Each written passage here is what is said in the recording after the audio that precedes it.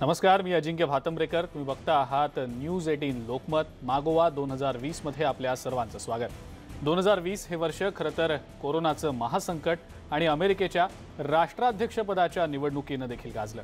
अमेरिकेची राष्ट्राध्यक्षपदाची निवडणूक ही जगासाठी खरं तर खूप महत्त्वाची असते, कारण या पदावर येणाऱ्या व्यक्तीचे विचार हे जागतिक राजकारणाला, आर्थिक धोरणांना आणि परराष्ट्रीय धोरणांना कलाटणी देणारे ठरत असतात. 2020 मध्ये ट्रम्पचं पर्व संपलं आणि बायडनचं पर्व आता सुरू झालंय. पाहुयात वर्ष सरता सरता अमेरिकेच्या राष्ट्राध्यक्षपदाच्या निवडणुकीचा घेतलेला हा आढावा मागोवा 2020 मध्ये.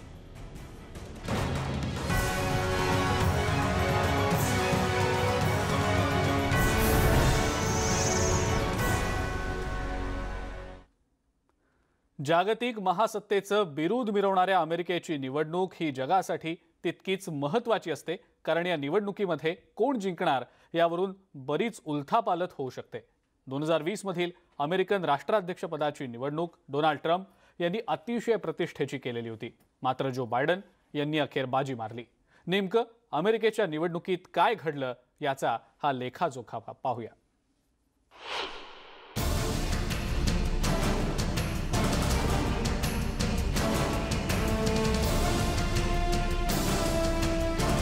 अमेरिकेच्या राष्ट्राध्यक्षपदाची 2020 ची निवडणूक ही सर्वार्थानं जगाच्या लक्षात राहणारी आहे. या निवडणुकीत रिपब्लिकन पक्षाचे उमेदवार डोनाल्ड ट्रम्प यांना पराभवाचा झटका बसला. महासत्तेच्या सारीपटात डेमोक्रॅटिक पक्षाचे जो बायडेन यांनी डाव उलटवला. बायडेन यांनी कडवी झुंज देत 273 मतं मिळवली, तर डोनाल्ड ट्रम्प यांना 214 मतांवर समाधान मानावं लागलं. विजय सोपा असतो, पण पराभव मात्र कठीण असतो असं म्हणणाऱ्या ट्रम्प यांना बायडेन यांनी त्यांची जागा दाखवून दिली. या पराभवामुळे पुन्हा सत्तेत येण्याचं डोनाल्ड ट्रम्प यांचं स्वप्न धुळीस मिळालं. अमेरिकेच्या राष्ट्राध्यक्षपदाच्या निवडणुकीत अनेक महत्त्वाचे मुद्दे चर्चेत आले. त्यातील महत्त्वाचा मुद्दा म्हणजे अमेरिकेचा आर्थिक प्रश्न. जवळपास 34% मतदारांनी अर्थव्यवस्थेचा मुद्दा मांडला. याबरोबरच अमेरिकन जनतेनं रोजगाराच्या मुद्द्यालाही महत्त्व दिलं होतं. या मुद्द्यांवरून त्यांनी मतदान केलं होतं.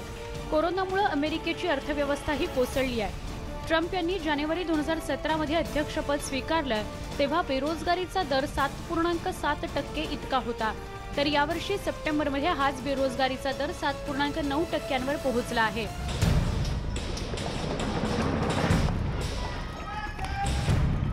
अमेरिकेच्या राष्ट्राध्यक्षपदाच्या निवडणुकीत आणखी एक मुद्दा गाजला, तो वर्णभेदाचा. डोनाल्ड ट्रम्प यांच्या पराभवात वर्णभेदाचा मुद्दाही कारणीभूत ठरला. मे 2020 मध्ये जॉर्ज फ्लॉइडच्या निधनानंतर अमेरिकेत पुन्हा एकदा वर्णभेदाचा मुद्दा गंभीर झाला. यावेळी ब्लॅक लाईव्ह मॅटरच्या घोषणा देत लाखोंच्या संख्येने जनता रस्त्यावर उतरली. त्यामुळे अमेरिकेत दंगली भडकल्या होत्या. याचा फटका मतदानाच्या रूपाने ट्रम्प यांना बसला. जवळपास 21% मतदारांनी वर्णभेदाचा मुद्दा लक्षात घेऊन मतदान केलं. राष्ट्राध्यक्षपदाच्या निवडणुकीदरम्यानच कोरोनाचा कहरही वाढला होता आणि कोरोनाचे सर्वाधिक रुग्ण अमेरिकेत होते. कोरोनाने माणसं मृत्युमुखी पडत असताना ट्रम्प यांनी वेगळीच भूमिका घेतली होती. पूर्ण देश लॉकडाऊन केला तर संपूर्ण देशाची वाट लागू शकते असं त्यांचं मत होतं. ढासळती अर्थव्यवस्था सावरण्यासाठी देश लॉकडाऊन करण्याचा निर्णय ट्रम्प यांना महत्त्वाचा वाटत नव्हता. अमेरिकेतील जनता राष्ट्राध्यक्ष डोनाल्ड ट्रम्प यांच्यावर नाराज होती. कोरोना व्हायरसचा धोका असतानाही ट्रम्प यांनी सुरुवातीला त्याला महत्त्व दिलं नाही आणि कोरोना व्हायरसच्या चाचण्या करायला उशीरही लावला होता. त्यामुळे अमेरिकन जनतेत ट्रम्प यांच्या विरोधात असंतोष पसरला होता. परिणामी या निवडणुकीत कोरोनाच्या मुद्द्यावरून 18% मतदान झालं. डोनाल्ड ट्रम्प यांनी कोरोनाच्या महासंकटाला जागतिक आरोग्य संघटनेला जबाबदार ठरवलं होतं. तसंच जागतिक आरोग्य संघटनेला अमेरिकेकडून दिला जाणारा निधी थांबवण्याचा टोकाचा निर्णयही त्यांनी घेतला होता. जागतिक आरोग्य संघटनेनं कोरोना व्हायरसच्या उद्रेकानंतर तातडीनं पावलं उचलली नाहीत आणि अन्य देशांना वेळीच इशारा देऊन सावध केलं नाही असा ट्रम्प यांचा आक्षेप होता. तसंच कोरोनाबाबतची माहिती आरोग्य संघटना वेळेत मिळवू शकली नाही असा आरोपही त्यांनी केला होता. या व्यतिरिक्त अमेरिकेतील गुन्हेगारी, सुरक्षा व्यवस्था, आरोग्य सेवा यांचा विचार करून 11% मतदान करण्यात आलं. अमेरिकेतील अर्थव्यवस्था, वाढती बेरोजगारी, वर्णभेद आणि कोरोना यांच्यावर राष्ट्राध्यक्ष म्हणून डोनाल्ड ट्रम्प प्रभाव पाडू शकले नाहीत. याबाबतचे निर्णय त्यांच्या विरोधात गेले. तर या सगळ्याचा मोठा फायदा जो बायडन यांना झाला. डोनाल्ड ट्रम्प यांच्यावर अमेरिकेची जनताच नाराज नव्हती, तर अनेक देशही ट्रम्प यांच्या धोरणांच्या विरोधात होते. ट्रम्प यांनी निवडणुकीत आक्रमक प्रचार, आरोप प्रत्यारोप, मोठमोठ्या सभा घेऊन अमेरिकेची सत्ता पुन्हा आपल्या हातात घेण्याचा प्रयत्न केला होता. मात्र जगभरातील अनेक राष्ट्रांची जो बायडन यांनाच पसंती होती. जो बायडन राष्ट्राध्यक्षपदी निवडून यावेत असं त्यांचं मत होतं. अमेरिकेच्या राष्ट्राध्यक्षपदाची निवडणूक जगाच्या दृष्टीनं फार महत्त्वाची असते, कारण या निवडणुकीचे परिणाम जगभर होत असतात. त्यामुळे जवळपास 86% देशांचा ट्रम्प यांच्यावर कमी विश्वास होता, तर केवळ 16% देशांचा ट्रम्प यांच्या नेतृत्वावर विश्वास होता. इतकंच नव्हे तर रशियासारख्या देशांनीही संदिग्ध भूमिका घेतली होती. अध्यक्षपदी ट्रम्प आले काय आणि बायडन आले काय, रशियाला त्याचा फरक पडणार नव्हता. डोनाल्ड ट्रम्प यांच्या धोरणांबाबत युरोपियन युनियनही समाधानी नव्हतं, कारण ट्रम्प यांनी युरोपियन युनियनलाही कायम स्पर्धकच मानलं होतं. तसंच ट्रम्प निवडून आले तर पाश्चात्य आघाडीत अमेरिका नेतृत्व सोडून देईल असा विश्वासही युरोपियन युनियनला होता. त्याचबरोबर युरोपीय देशांमध्ये फूट पाडण्याचा प्रयत्नही ट्रम्प यांनी केल्याची चर्चा लपून राहिलेली नाही. आणि ब्रेक्झिटला पाठिंबा देतानाच ट्रम्प यांनी उजव्या विचारसरणीच्या लोकांचा प्रचार केल्याचंही स्पष्ट होतं. भारतासाठी ट्रम्प यांची कारकीर्द संमिश्र ठरली. उभय देशांमधील मैत्री आणि अजेंडा मांडण्याचं व्यासपीठ ह्युस्टनमध्ये हाऊडी मोदी आणि गुजरातमधील ट्रम्प यांच्या भेटीकडे पाहिलं जातं. जो बायडन यांनी अध्यक्षपदी निवडून आल्यास आंतरराष्ट्रीय सहकार्य आणि सहमतीला प्राधान्य देण्याची भूमिका घेतली होती. तसंच कोरोनाच्या महामारीकडे गांभीर्याने पाहण्याचं मतही मांडलं होतं. तर हवामान बदलासंदर्भातला पॅरिस करार पूर्ववत करण्याचं त्यांनी वचनही दिलं होतं. My great honor to introduce the President-elect of the United States of America, Joe Biden. एकूणच काय, 2020 मधील अमेरिकेच्या राष्ट्राध्यक्षपदाच्या निवडणुकीचं वर्णन हे ट्रम्प पर्वाचा अस्त आणि बायडन पर्वाचा उगम असं करावं लागेल.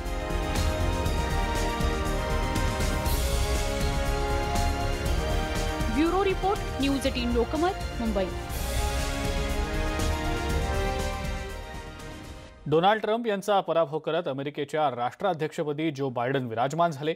या निवडणुकीत डोनाल्ड ट्रम्प यांचा पराभव करणं वाटतं तितकं सोपं नव्हतं. तरी देखील बायडन यांनी मांडलेल्या भूमिका आणि आत्मविश्वास यांच्या जोरावर विजयश्री खेचून आणली. पाहुयात त्यांनी मांडलेल्या या भूमिका.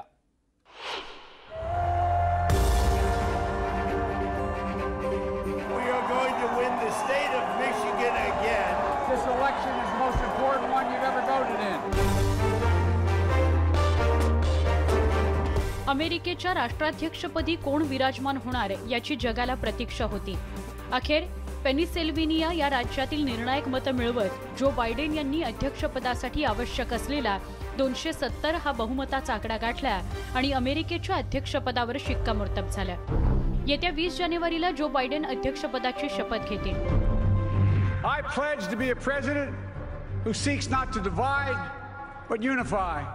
You chose hope and unity, decency, science, and yes, truth.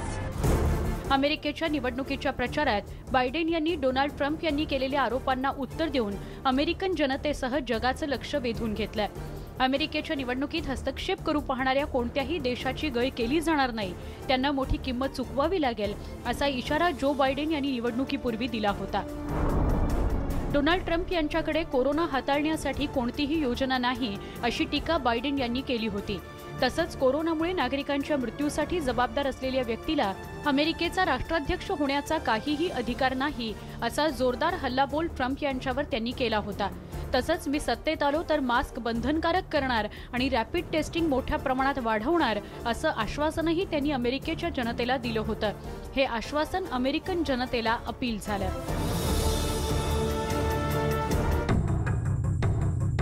अमेरिकेत वर्णभेदाचा मुद्दा नेहमीच डोकं वर काढतो.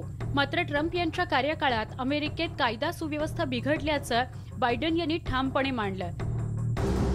तसंच कराच्या मुद्द्यावर त्यांनी तुम्ही 2016-17 या वर्षात केवळ $750 इतकाच कर भरला आहात असं म्हणत डोनाल्ड ट्रम्प यांचं म्हणणं खोडून काढलं. जो बायडन यांनी निवडणुकीच्या प्रचारात डोनाल्ड ट्रम्प यांच्या रणनीतीला अतिशय कुशलतेनं उत्तरं दिली होती. उत्तर कोरियाच्या संबंधांबाबत डोनाल्ड ट्रम्प यांनी आपली युद्धसदृश स्थिती नाही असं म्हटलं होतं. मात्र आपण हिटलरने युरोपवर हल्ला करण्यापूर्वी आपले त्यांच्यासोबत चांगले संबंध होते असं म्हणत ट्रम्प यांची बोलती बायडन यांनी बंद केली. आंतरराष्ट्रीय पातळीवर संबंधांवर घेतलेल्या भूमिकेमुळे त्याचा जगावरही प्रभाव पडला। जो बायडन हे परराष्ट्र धोरणाचे तज्ज्ञ म्हणून ओळखले जातात। वॉशिंग्टन DC मधला अनेक वर्ष राजकारणाचा अनुभव त्यांच्या गाठीशी आहे। जो बायडन अनेक वादात अडकले असले तरी अभ्यासू नेता म्हणून ते सर्व परिचित आहेत।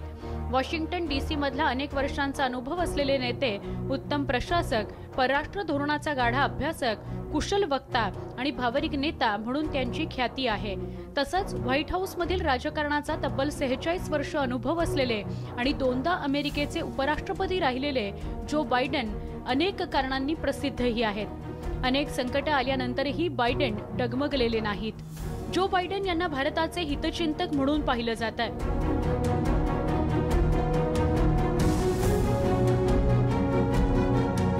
भारतीय अमेरिकन जनसमुदायाशी संबोधित करताना राष्ट्राध्यक्षपदी निवडून आल्यास भारतासमोरील आव्हानं दूर करण्याकरता भारताला साथ देणार असल्याचं त्यांनी म्हटलं होतं। भारत आणि अमेरिकेदरम्यान असैन्य आण्विक कराराला मंजुरी मिळावी यासाठी ते प्रयत्न करत आहेत। हे प्रयत्न गेल्या 15 वर्षांपासून सुरू आहेत। जो बायडन यांच्या या भूमिकेमुळे भारताच्या आशा वाढल्या आहेत। बराक ओबामा यांच्या कार्यकाळात बायडन हे उपाध्यक्ष होते। त्यावेळी आम्ही अर्थव्यवस्थेबाबत चुका करण्याची शक्यता 30% असल्याचं ते म्हणत असत। ओबामांविषयी ते नेहमीच चांगलं बोलत। ओबामा मुख्य प्रवाहातील पहिले असे आफ्रिकन अमेरिकन नागरिक आहेत जे उत्तम वक्ते आहेत, चमकदार आणि स्वच्छ चारित्र्याचे आहेत। तसंच ते दिसायलाही देखणे आहेत असं बायडन म्हणत असत। एकूणच अमेरिकेच्या राष्ट्राध्यक्षपदी आता ते निवडून आल्यानंतर भारताबरोबर त्यांचे संबंध कसे असतील हे पाहणं यापुढे महत्त्वाचं असणार आहे। Bureau report, news 18 Lokmat. मागोवा 2020 मध्ये वेळ झालेली एका छोट्याशा ब्रेकची लगेच परत येतोय। बघत रहा न्यूज 18 लोकमत।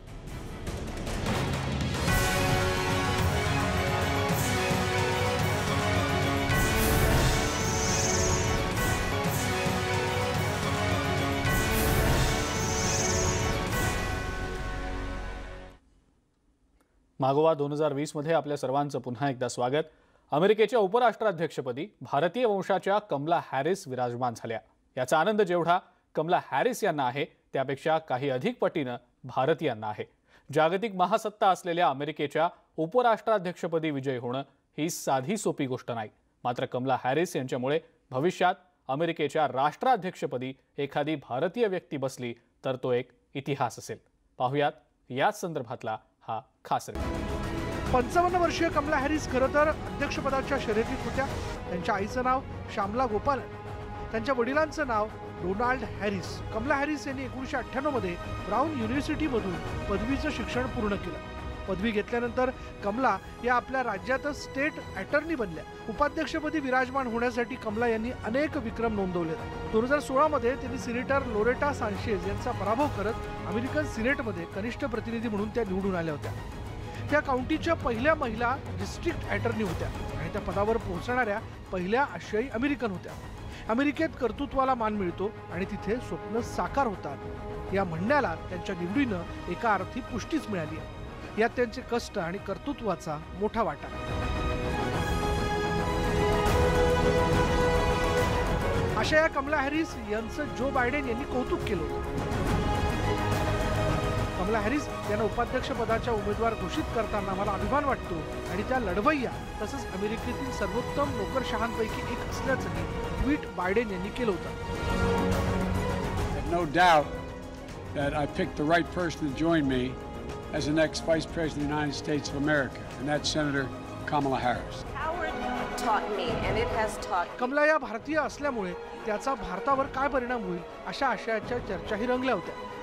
किती असलं तरी देशहिताला पहिलं प्राधान्य दिलं जातं। अमेरिकेचं हित जपणं याला ते अग्रक्रम देतील। अमेरिकेत सत्ता कोणत्याही पक्षाची असली तरी प्रत्येक देशाचं जागतिक धोरण हे स्वहिताचं असतं आणि त्यामुळे मी पहिली आहे पण शेवटची असणार नाही असं कमला यांनी केलेलं विधान त्यांच्या विजयाचं ऐतिहासिक महत्त्व अधोरेखित करणार आहे। कमला हॅरिस यांचा जन्म कॅलिफोर्नियातील विशेषतः नवीन पिढीसमोर आदर्श घालून दिला। अमेरिकेमध्ये कष्ट केले तर सर्वाधिक उंचीच्या पदांवरही पोहोचणं शक्य आहे अशी उमेद त्यांच्या निमित्ताने नव्या पिढीला मिळाली। कमला हॅरिस या भविष्यात भारतासाठी मोठा आशेचा किरण ठरू शकते। अमेरिकेच्या पुढल्या राष्ट्राध्यक्ष पदाची निवडणूक कमला हॅरिस लढल्या जिंकल्या तर तो दिवस अमेरिकेसह भारतासाठी सुवर्ण अक्षरानं लिहिला जाईल यात शंका नाही. Let me introduce to you, for the first time, your next Vice President of the United States, Kamala Harris. Bureau report, news 18 Lokmat.